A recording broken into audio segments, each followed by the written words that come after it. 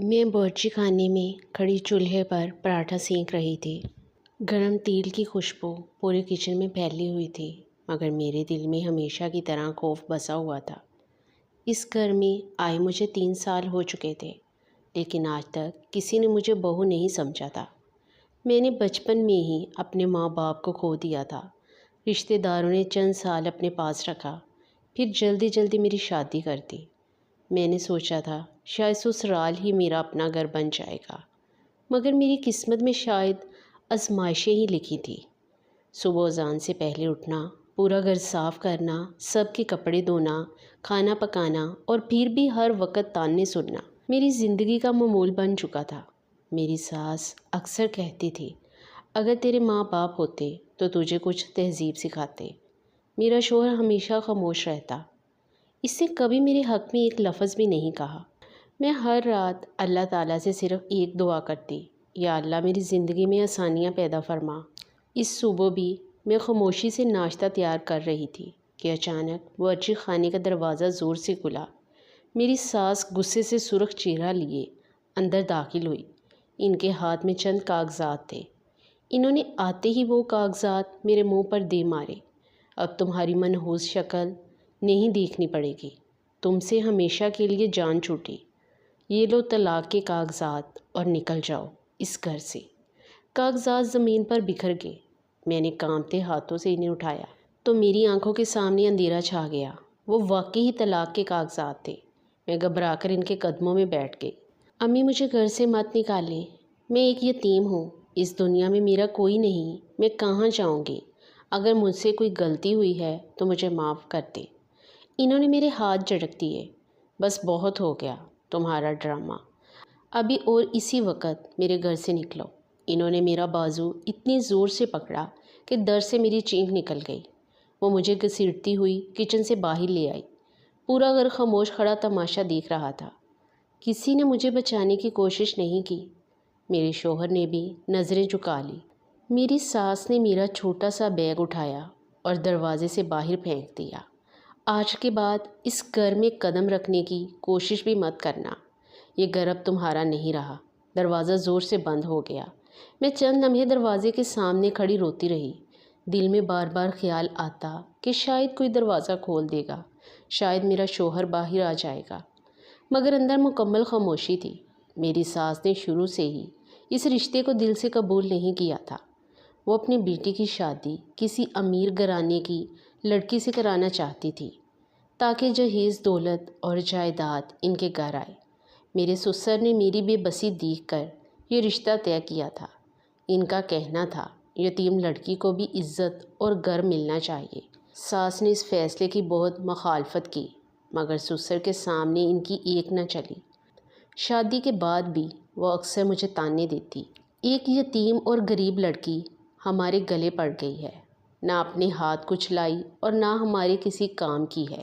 وہ رشتہ داروں کے سامنے بھی میرا مذاق اڑاتی اور کہتی، اگر میری مرضی چلتی تو آج اس گھر میں کسی امیر باپ کی بیٹی بہو بن کر آتی۔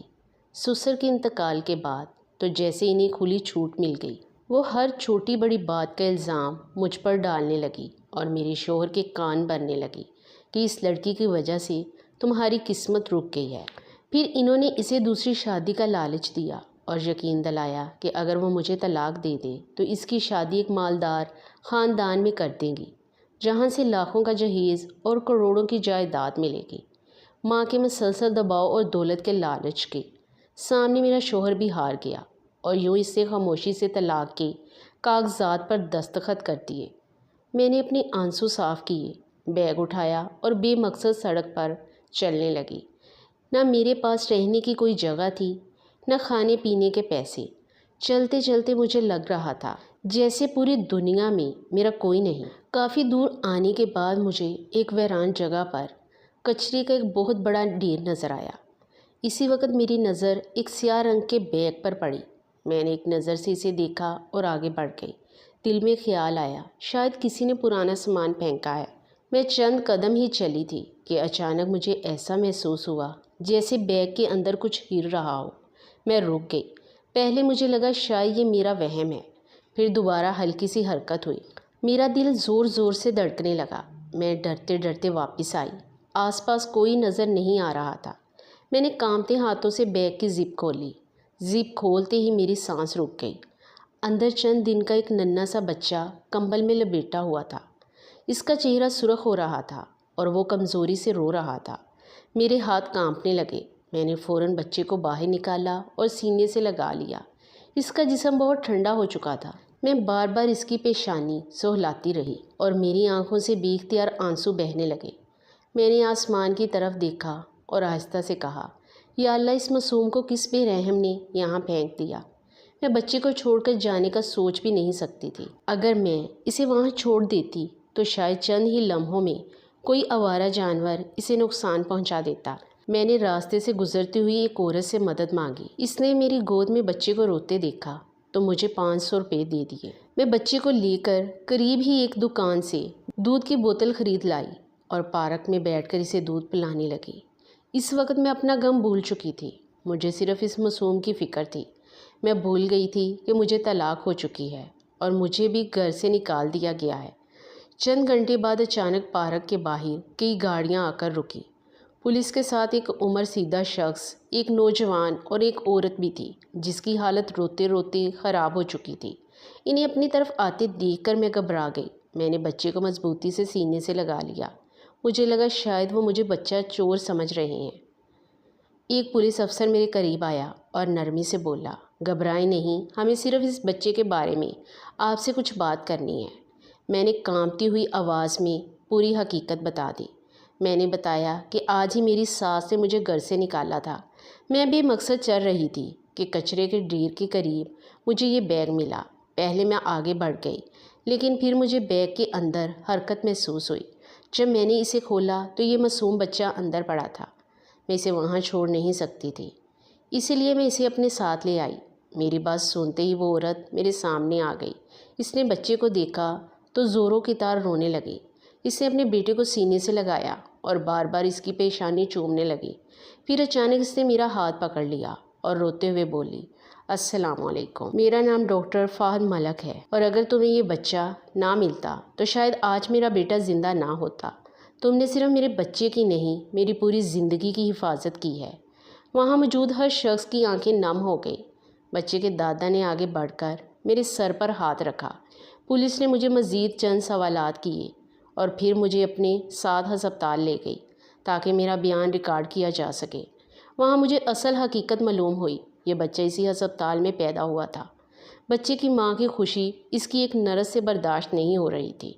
حسد اور لالچ میں اندھی ہو کر اس نے بچے کو چوری کیا تھا، لیکن آخری لمحے میں اس کا دل نہ مانا کہ وہ اپنے ہاتھوں سے اس معصوم کو قتل کرے۔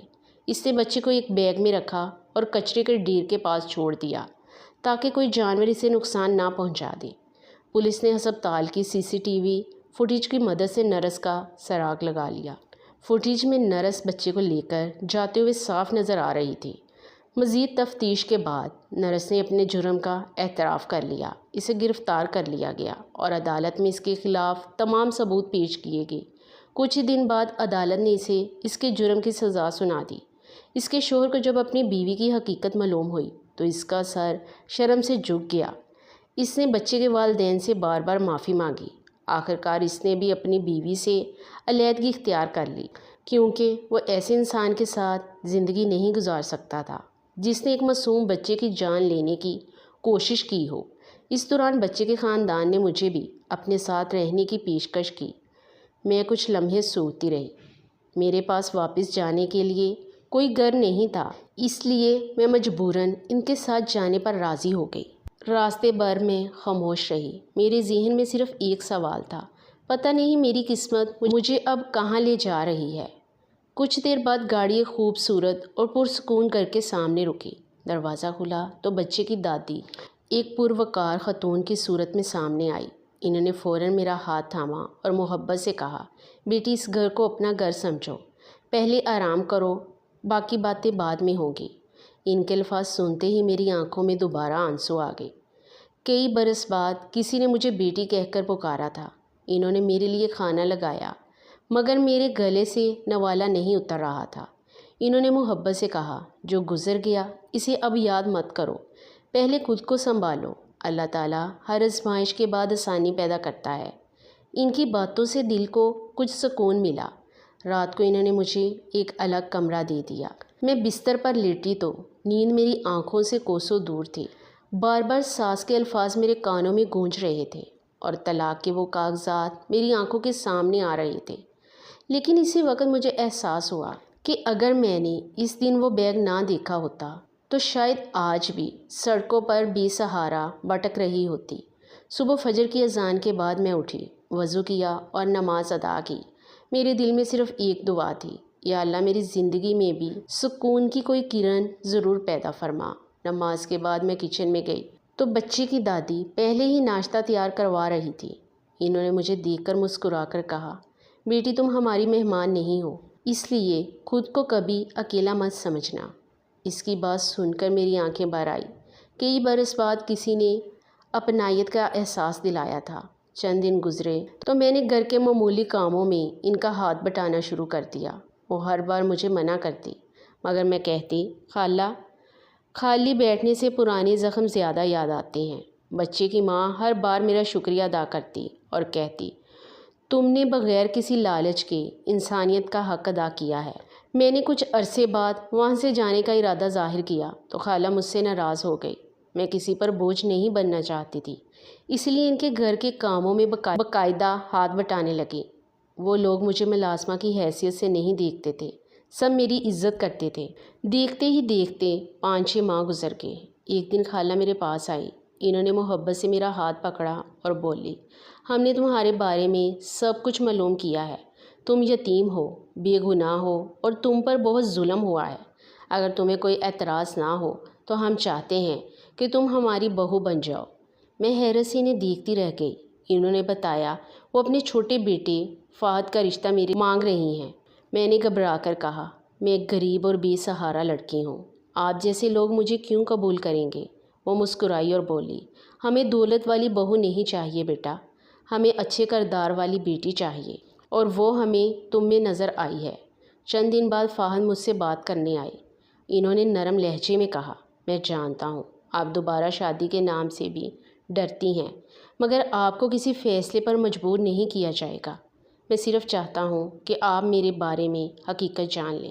انہوں نے اپنی پہلی بیوی کے بارے میں بتایا کہ اس کے دل میں اپنے بڑے بھائی اور بھابھی کے لیے حسد اور نفرت بڑھتی جا رہی تھی۔ جب ان کے گھر یہ ننھا بچہ پیدا ہوا تو وہ اس خوشی کو برداشت نہ کر سکی۔ فہد نے کہا، میں نے کبھی سوچا بھی نہیں تھا کہ وہ حسد میں اتنی اندھی ہو جائے گی کہ ایک معصوم بچے کی جان لینے کی کوشش کرے گی۔ جب حقیقت میرے سامنے آئی تو میرا دل ٹوٹ گیا۔ میں نے اسے سمجھانے کی بہت کوشش کی، مگر جب اس نے اپنے جرم کا اعتراف کیا تو مجھے یقین ہو گیا کہ جس رشتے میں انسانیت، رحم اور سچائی نہ رہے، وہ رشتہ صرف نام کا رہ جاتا ہے۔ وہ کچھ لمحے خاموش رہے، پھر بولے، میں آج دولت یا خوبصورتی نہیں بلکہ ایک اچھے کردار والی شریک حیات چاہتا ہوں، اور ان چند مہینوں میں آپ کی اخلاق، صبر اور انسانیت نے مجھے یقین دلایا ہے کہ آپ ایک بہت اچھی انسان ہیں۔ میں نے فوراً کوئی جواب نہیں دیا۔ میں نے کچھ وقت مانگ لیا۔ کئی دن میں اس کشمکش میں رہی۔ ماضی کے تلخ جذبات بار بار میرے سامنے آتے تھے اور دوبارہ کسی رشتے پر اعتماد کرنا میرے لیے آسان نہیں تھا۔ میں نے ہر نماز کے بعد اللہ سے رہنمائی مانگی اور استخارہ بھی کیا۔ میں نے فہد کے کردار، ان کے اخلاق اور ان کے چند مہینوں میں میرے ساتھ ان کی عزت بھرے رویے پر غور کیا۔ جب میرے دل کو اطمینان ہو گیا تو میں نے خالہ کو اپنی رضامندی سے آگاہ کر دیا۔ چند ماہ بعد سادگی سے ہمارا نکاح ہو گیا۔ جب میں دلہن بن کر اس گھر میں داخل ہوئی تو وہی ننھا سا بچہ میری گود میں آ کر مسکرانے لگا۔ سب محبت سے کہنے لگے، اس نے اپنی چچی کو پہچان لیا۔ میری آنکھوں سے خوشی کے آنسو بہنے لگے۔ جس لڑکی کو ایک دن سسرال سے دھکے دے کر نکال دیا گیا تھا، آج اس لڑکی کو ایک نیا خاندان، نئی عزت اور نئی زندگی مل چکی تھی، اور یہ زندگی میری پچھلی زندگی سے 1000 گنا بہتر تھی۔